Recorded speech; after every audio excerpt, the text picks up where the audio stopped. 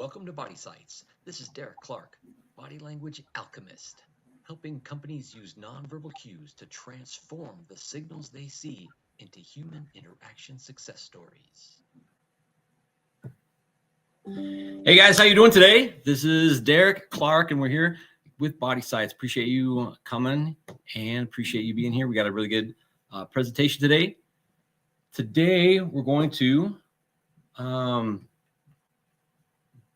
today we're just gonna talk about some things that will be very useful in a business environment, but that comes from military intelligence operations and training.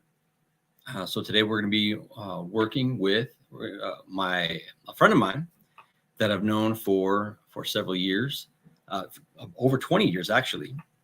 And Food Fairy. Oh, hey, how you doing?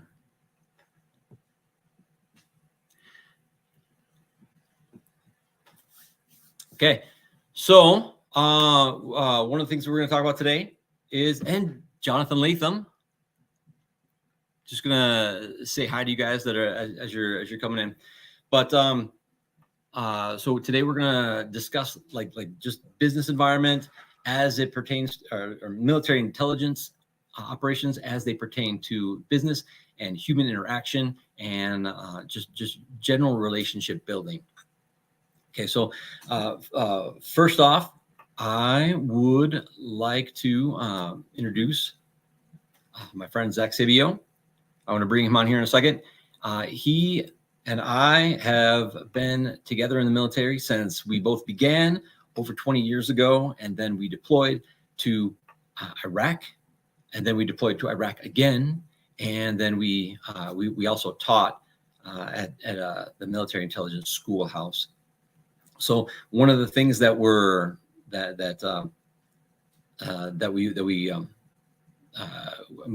taught some different things, and we taught some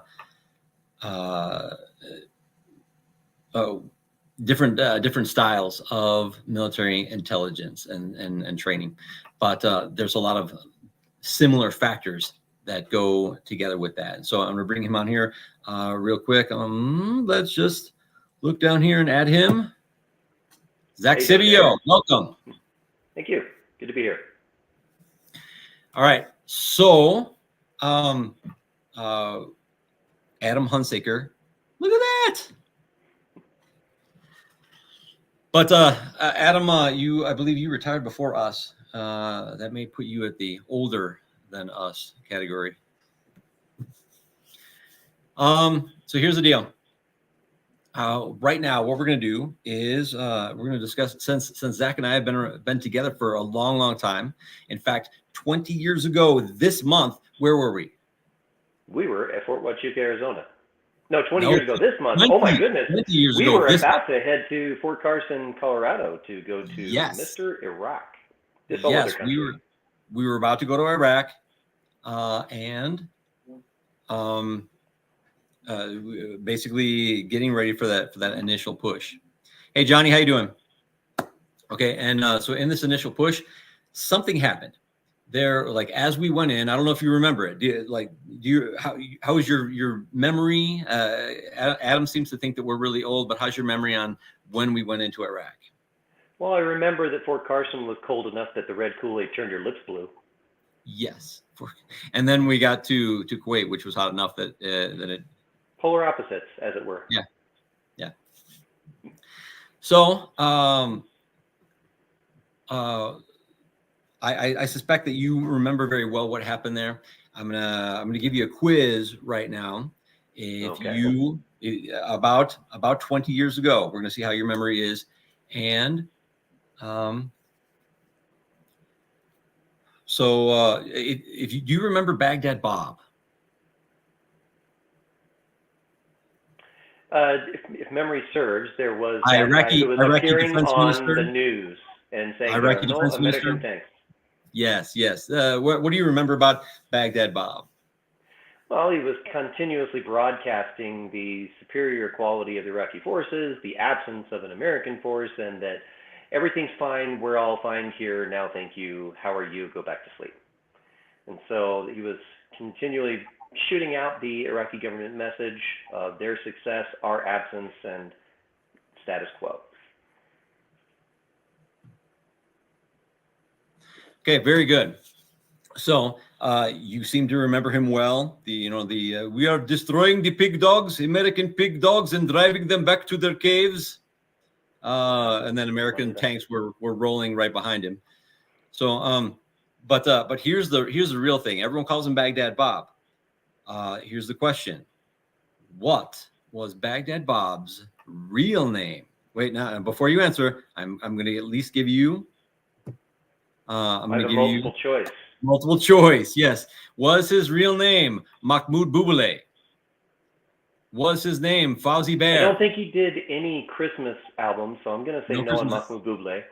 All right, so we're going to eliminate that one. Was he Fauzi Bear? No, I don't think he. I don't think he waka-waka'd on any of his broadcasts. Was he C, Mohammed Saeed Al Saif, or D, wait, his name isn't Baghdad Bob? Let's go with C for 500, Derek. Yes, and 10 points to Gondor. All right. So, yes, it was Mohammed Said, that guy. But that's why we call him Baghdad Bob. And thank you for participating in our little quiz here in the beginning. So there was at one time, so basically what do you do in the military? So I'm an intelligence officer. In the past, I've done things like human intelligence collection, involves things like surveillance and the interaction with humans in order to produce intelligence products. Now that I'm an officer, I function in more of an analyst role, where I take the products that other people have done, use my cut and paste capabilities, put my own name on that, and submit it as my own work and get credit for it. Okay. So the thing is that so you said like human intelligence, you run people almost like an informant network, like a police informant network. Very similar, yeah. Now I did something very similar, but we had different jobs. You're 35, you're a human and interrogator, and I work in counterintelligence. Mm-hmm. So what is the difference between the two, and what are the similarities? Well, as far as human interactions, I think it's fair to say the principles apply in any of these activities, including outside the military. When you have to extract information or obtain information from another human being, or if you need to manage a relationship with another human being because they're performing a service for you, and humans are complex. Those skills apply across the board for any of those interactive specialties. But the difference between human intelligence collection and counterintelligence really is about who you're trying to find information about. An intelligence collector attempts to find information about an opposing force of some kind, maybe a government, a military, but somebody who is working against you actively. Whereas a counterintelligence you're going against an enemy's intelligence capabilities. You're trying to find out what they're doing. And so you're working against an educated and capable group, but not the active threat force. Okay. All right.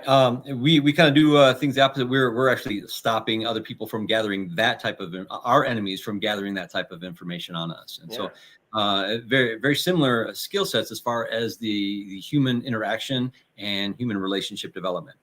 I think the only difference was one time you described to me as if we were Hogwarts houses, and you said that you were like the interrogators were which house?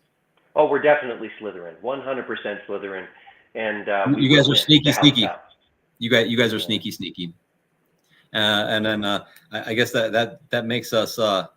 I don't even know what that makes us. Right? We're probably Slytherin too, but I don't know if we're probably in the same house. Well, there's good Slytherin and bad Slytherin. We'll call ourselves the good guys. Sounds good. All right. Right now, one of the things that we did together, I want to talk about was that we were both at the same time in our careers. We both taught these military intelligence skills to other soldiers. And part of what we do is, with that informant network, that human interaction. A lot of times we want to make sure that we're building rapport, and we're blending in as best as possible to the environment that we work in. That's how it works the best. But it also, that's how it works in a business environment, when we want to negotiate, when we want to involve or conduct sales, when we are looking to for leadership development, right? So how do you see what you do as a information gatherer, as an interrogator? How do you see that as fitting into those types of roles? Well, in my case, we're trying to obtain information from somebody, in some cases, who does not want to cooperate. They're not there to help. They're not volunteers. And so we use techniques of persuasion and mirroring, and we attempt to establish ourselves as a friendly, understanding partner that can help guide them through their traumatic experience. And by cultivating that relationship, we hope to prompt information flow that we can use to answer our commands and questions, their intelligence priorities. So that's immediately applicable no matter where you go. But one thing that I picked up from the schoolhouse after years and years, and I mean years and years, we did not know this at first, was that you can always hit somebody over the head with the rapport by 4. And it doesn't matter what their role is in comparison to you. Rapport by what? Peers, the rapport by 4, Oh, yeah. But the fact is, their rapport, or that common ground, that feeling of togetherness that you establish, works no matter what in any relationship. We require it for marriage.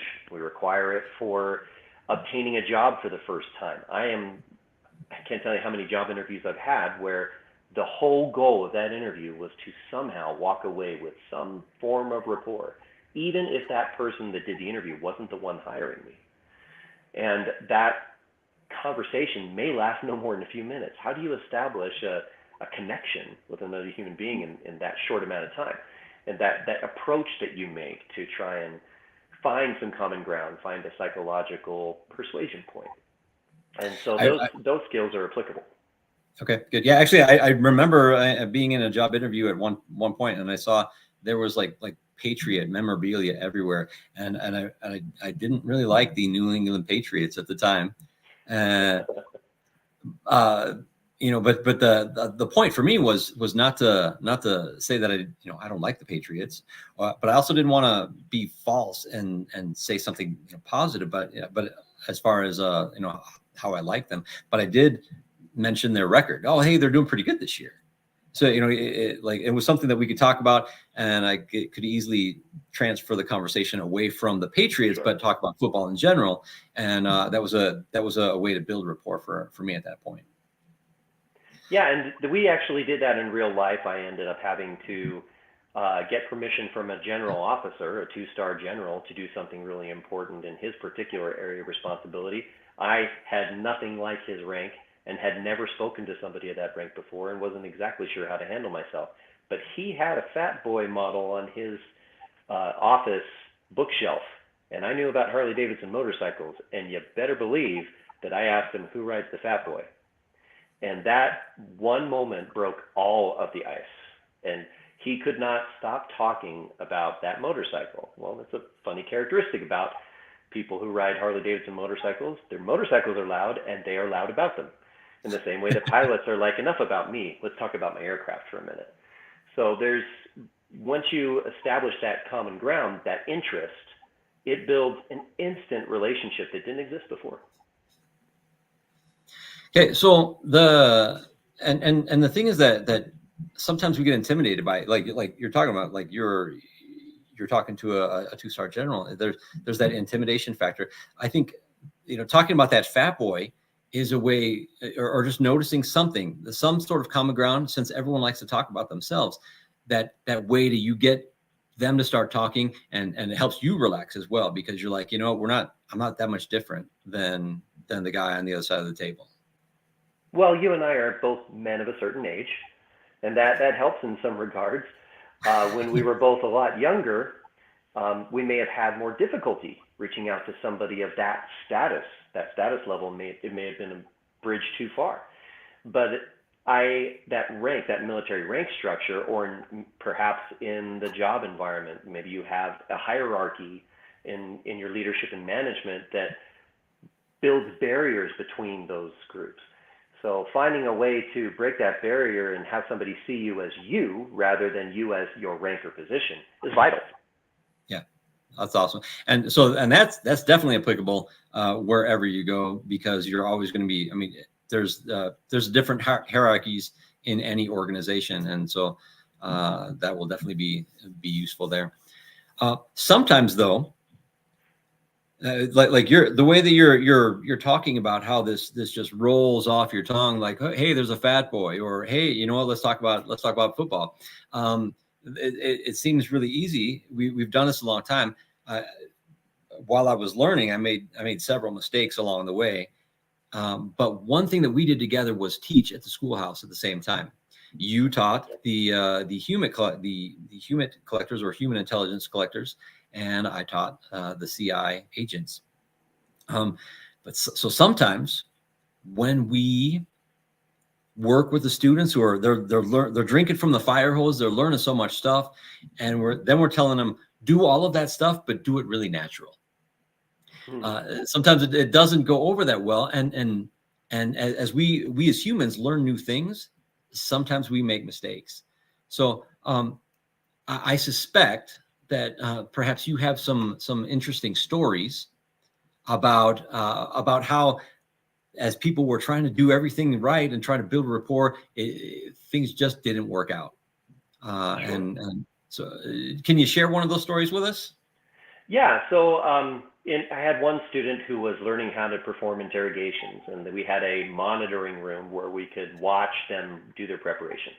What they didn't know from that monitoring room, there's a group of devious instructors waiting for an opportunity to prey upon them in some form or another. And this, why would we do that?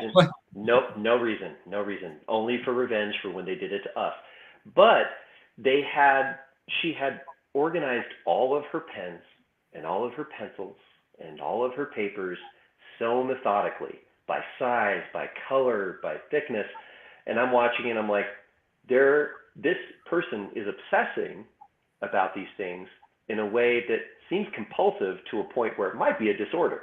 So I'm going to go and have some fun with this. And when we walked into that room, as soon as she turned her back on me, all of that stuff got flipped off the table, and she lost 80 to 90 IQ points in an instant, was completely incapable of operating at that point because she had broadcast, I require order from my comfort zone. Okay. Organization provides me comfort. Well, flashback a few years ago when it was me in the booth and my instructor, they were trying to make me uncomfortable. And so they had a role where there was somebody who was a cross-dresser, and my job was to make this cross-dresser feel comfortable. Meanwhile, the prisoners or the other guards in there were harassing this cross-dresser character to the point where he was just absolutely distraught, so much trauma. My instructor broke into the middle of our conversation as I'm trying to calm him down, trying to use soft, calm language. The instructor busted in and started harassing, and without thinking, I put my hand in his chest and shoved him across the hall, and he went against the wall, and the look on his face, just crestfallen. He's like, I cannot believe this private did this to me. And I looked back at him like, my career ended 3 seconds ago. And it was just, but I stopped and I thought for a moment. I'm like, confidence, don't touch my guy. And I turned around and I went to the other instructor who was even senior to him. He was far senior in him in rank and had been doing this job for a very long time. And he looked at me like, what did you just do?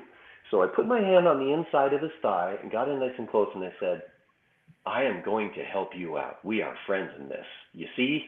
And the closeness, the proximity, as soon as I put my hand on his thigh, that nonverbal communication of trust, of intimacy, immediately opened the conversation. And the rest of the exercise went flawlessly. And at the end, I had to speak to the instructor and say, well, okay, how soon do I have to pack up my bags and leave? So, but here's the thing. So, and I think, and this is I think when we talk about body language and we talk about building trust through touch and things like that, one of the things we also have to be very aware of is the context, and your context, I think, was completely different than if had you just walked up and started touching someone. Because so and as we use touch is very important for building rapport, but if it's done, it has to be done correctly. Had he not, the fact that he saw you pushing someone out of the way that was harassing him before, and now like coming over, like, I'm on your side, the entire context of the situation says this body language movement, this touch, is non-threatening. Whereas I just walked right over after they'd been harassing you, and then I touched you right away, then it becomes, you're going to start hitting, you're going to start messing with me too. And now I'm going to be very defensive, and we closed off, you're going to back up, and you have to build rapport from an even further point at that point. Yeah. And the closeness is demonstrated. First of all, there has to be permission for that kind of closeness. Yeah, and I think this particular context certainly invited it. Said everything else is not working, this might, but that 1-2 punch of protection and closeness was broadcast not through words, but rather through the expression of openness, the proximity. I'm facing directly, lots of eye contact, all of that. It was instinctive because we expect that those things mean closeness. Right. So that's a really good point. I want to bring up a question here that came right before we started telling the story that kind of deals with our networking, our interaction, and building trust from before. I'm going to show this up here. I kind of wonder what your thoughts are on this. See, so best tips for networking as a lower enlisted soldier with higher ups. And so it's not just lower enlisted soldier, and in this particular case it is, but in any organization there is a hierarchy, and we need to be able to interact well in that organization. I think it's a matter of distinguishing the characteristics that establish the hierarchy versus the human characteristics that put you on the same level as somebody else in that hierarchy. And we talked about this a moment ago. We are men of a certain age. Age is part of it. The fact is, in our case, we leverage that capability to put ourselves more on par with some of those people of higher status. They may have had higher status, but we established that we are both in the same person group, and that grouping is what does it. So how do you approach somebody higher up? First of all, confidence is required. And think about how you express yourself to somebody who is a peer. I don't mean so familiar that you become lax and that you stop paying attention to appropriate language. That's still required. You still have to be respectful. But how do you approach somebody who knows you well and you know well? There are certain ways that you look at them, certain ways of how you stand. I was instructed where your feet point is where you want to be. That was one of the things they taught us to do. So think about that when you're talking to somebody that makes you uncomfortable. Pay clear attention. Are your feet pointed towards the door? You are broadcasting, whether you like it or not, that you want anything out of there, and vice versa. So find yourself in a point where you focus on them. There's eye contact there. Lastly, and I think this is very valuable, for briefings, one of the key functions of an intelligence officer is to have to brief people of superior rank and position. And it's a key integral part of the job, yet I have watched people fall apart when the clock is running, when the eyes are on them. People who are professionals and have done this for years get nervous and lose their focus. They can't speak clearly. So they gave us instructions, because this happens to just about everybody. If you want to broadcast that confidence, spend a few minutes before the interaction. Go stand in the bathroom, stand in front of the mirror, occupy a power position where you kind of straight back, straight chest, you've got your feet at shoulder width, you've got your hands at your side, kind of in a fist, and you kind of stand confidently and just visualize yourself. That a few minutes of that does the same thing psychologically and physiologically that stress would do in the other direction. Yeah. The confidence externally leads to confidence internally, and you will broadcast that the minute you go and interact with them. Okay. Now doing those things doesn't necessarily make you confident, but it does release the endorphins that help you to, and the serotonin that helps you to like feel a little bit more confident. Practice also is just like practice with the gestures that you expect to use at the right time, so that it becomes mechanical for you in the event that you do become stressed, and it's hard to open up and move around. Okay. What about what other stories? So you told like an interesting story about yourself and how that worked with you and one of the students. What else? Tell me a story about another student.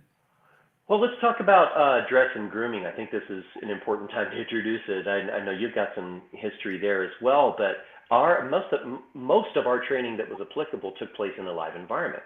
Very important, because there are people out there in the world, and your bizarre behaviors will bounce off of their reaction, and comedy ensues, and I'm grateful for it as an instructor. You have now enriched my life. I had two very capable students. They were really bright. They had performed extremely well, but they liked to push boundaries, and they were arrogant sometimes. We had a policy. When we were to dress down into civilian clothes, our leadership wanted us to lock people down and say, you will wear this, you will wear that. I was dead set against that. I said, don't do it. Tell them that business casual is the appropriate dress, and then see what they come back to you with.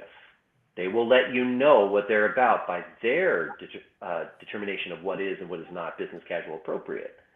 That was such a helpful tool. So these two gentlemen brought all of their Southern California street cred to a professional intelligence event. And having seen, they were absolutely doing this on purpose. They were trying to provoke me. They thought it would be funny. And I'm like, well, it's two can play that game. So in the live environment, I found an obliging homeless man who had clearly been a little out of sorts after recently imbibing something. And it's amazing what people on the street can do for you with $5 and some spare time. And so I said, hey man, I'm undercover. You need to help me. I got these two guys, they're coming after me. And they had dressed in such a way to kind of broadcast that gangbanger look. I'm like, you see those guys? They're after me. He goes, yeah, I got it. He terrified those poor two people. I watched from around the corner as he just came after them like in this weird, bizarre, drug-infused dance. It was so magical to watch. And after this was all over, and of course the meeting did not take place, I went to our alternate location, and I said, so I missed you guys. And you could just see, they knew they'd been busted. And that it's what you broadcast matters. Yeah. I knew what the jig was up, but this gentleman that I gave $5 to had no idea what was going on. All he had was what they broadcast with their dress and grooming. That's right. All he had to go on, and it was believable. Absolutely. There's today, these days, everyone wants to express themselves, and that's great. Okay, you show who you are, but just be aware that other people don't know what that means sometimes, and so what you broadcast, what you like, the way that you wear your clothes, and the message that you want to send, the way that you express yourself in your dress and grooming also can affect your rapport.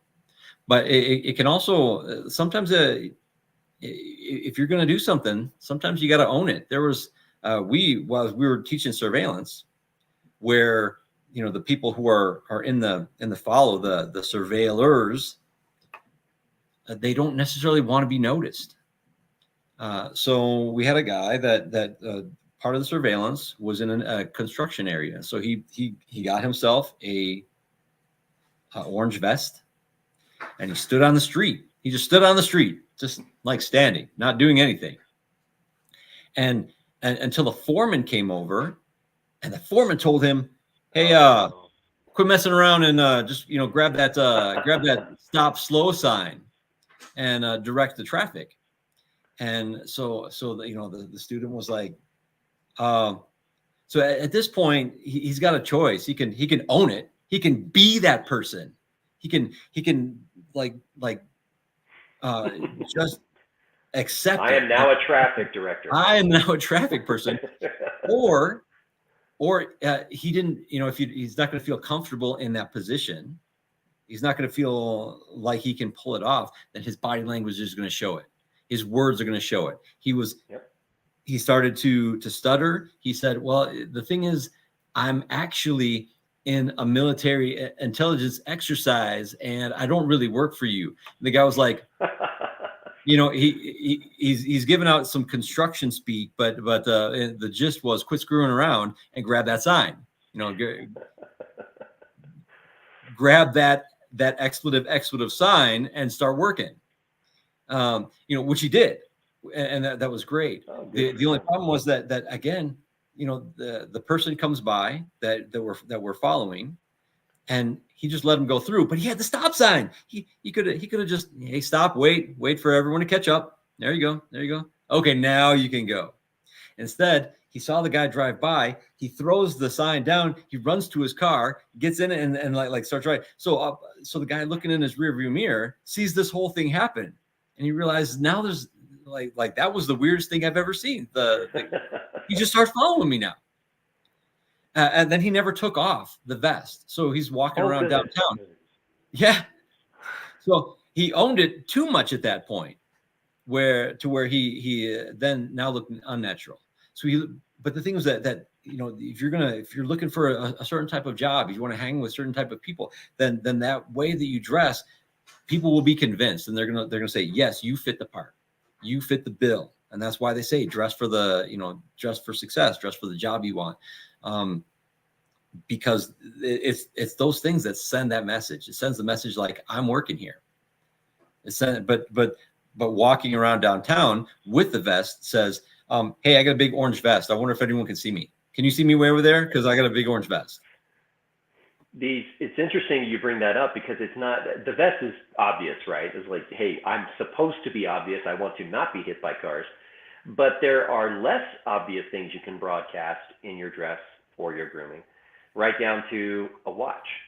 I was operational in a city, and there were others that were operational in the city, and they were all military intelligence. And so I was going to one of the locations where I had to be, and it was a vendor running an ice cream shop. And without much words being said, he just stopped in the middle of the conversation and said, "You look pretty fit. What do you do for a living?" And I knew. In an ice cream shop. Yeah, because that's the first thing anybody says. "I'd like the rocky road, and I'm going to comment on your fitness." But it was the watch that I was wearing. I had this big old GPS watch that says, "I am one of these other people you've been seeing." And because the place was a good place to be, everybody had been there, and plenty of well-dressed, 30-year-old men walking through the area. But he identified me in a hurry, even though I had gone out of my way to look different. So the details do matter. And that's how you broadcast, but also it may give you talking points to other people, to the question before.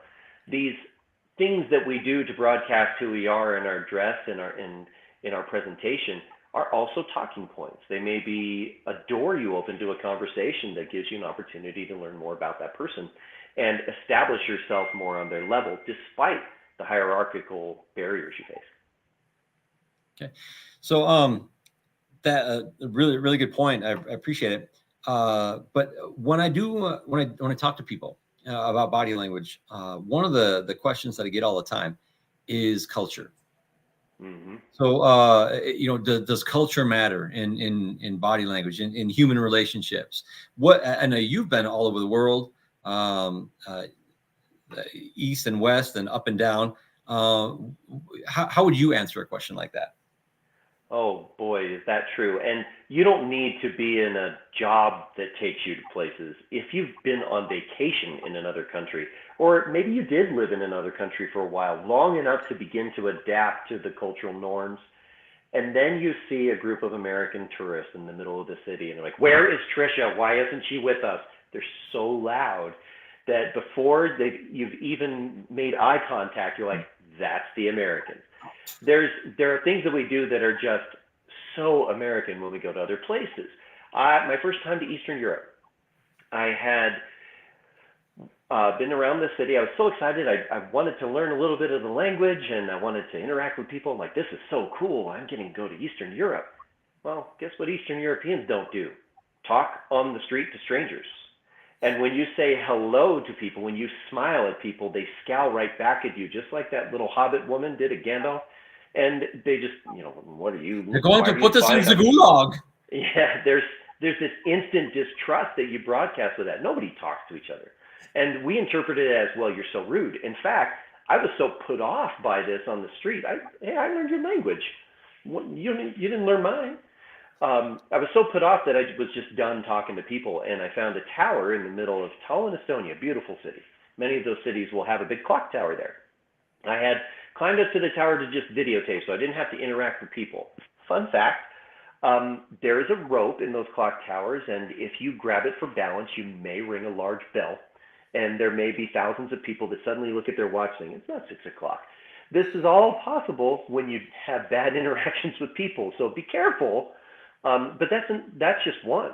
In Asia, again, different cultural interactions. It is not uncommon for a Korean boy or girl to notice that you're having trouble finding your way, walk up to you, bow to you, and grab your hand, hold your hand as a stranger, and walk you to where you need to go. This would be intensely off-putting to us as Americans, yeah. But for them, it's completely normal. I think the secret. Yeah, I mean, because we're more security oriented, especially in the military. We're like, hey, where are you taking me? I don't want to show up in a dark alley somewhere. Like what's happening here? I don't understand. So those are things that you can observe. The one thing I have to say is the internet is invaluable in this regard. You can think about hip hop music, for example. The gestures that hip hop artists project were the product of inner city American culture. And yet hip hop artists in any language, in any country, use those same gestures. How is that possible? It's because they have seen that done in broadcasts they've viewed through the internet and said, that's normal, that's right, I'm going to do that same thing. Well, you can, in a similar way, observe the cultural norms and physical behaviors of people in other places before you are faced with that problem, and you can adapt to it.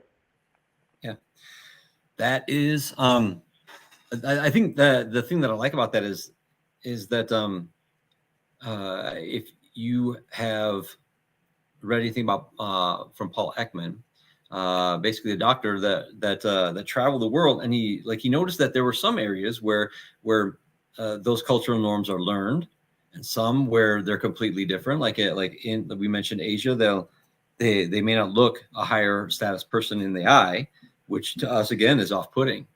But he also found that there were some gestures that were common, very common, within every culture, whether they had influence or not from the outside. And so he was able to determine that we can identify emotions, we can identify those stressors that people feel in some degree, and use those universal cues to build rapport wherever we go. But it is also important to understand the differences in culture where you go, especially now where organizations and companies and businesses are more global, where you're interacting with people from Denmark in the morning and then in Korea in the afternoon. And so understanding all of those things, their gestures, their cultures is gonna take you a long way. Absolutely. So there was, you know what? There was one more story that I wanted to tell. We have time for one more. But I do remember as we were teaching our students to be aware of security concerns. You know, we want to make sure that that you notice where cameras are is one of the things that we told them. So they actually went to an area one time, and there was just like a big open quad type area, and with lots of cameras. But so they actually started pointing directly at the camera, and then writing down notes, and then pointing at the other camera and writing down notes. And I bring this up later. We'll get to that in a second, but I bring this up because later, as they came back to the area, the same area, then they were approached by the police, and they were taken in for questioning. Always a good day. Yeah, always a good day. So I mean, now we got to go bail the students out. But so this is a security thing. This is like a law enforcement thing, and so you may think immediately, well, that really doesn't apply to me. It actually does, because when you point at something, basically you're pointing 3 fingers back at you, and so when you don't necessarily have to point out things that you notice in other people. You don't have to point out that they made a mistake on something. You don't have to point out that that you noticed something that they do when they feel a little stressed. Just use it to your advantage. Use it like understand this person is stressed when I talk about these things. Let me find out why, or let me change topics.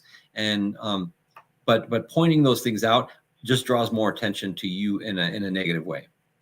So using that as far as you using that just to realize that people will notice when you point things out, and that's universal. That's in your business relationships. That's in your personal relationships, and that is it. That's what I wanted to say about that. Yeah, everybody, I think, recognizes the sales behavior they don't like. And just about everybody can imagine the sales rep that they had a good experience with. And you can begin to extract some of those interactive moments and extrapolate them to future events. That smarminess, that lack of sincerity that you broadcast physically and verbally, you can eliminate that. And so very, very important. All right. So Zach, we're running close to being out of time. Real quick, the people that are here, does anyone have any questions for Zach at this time?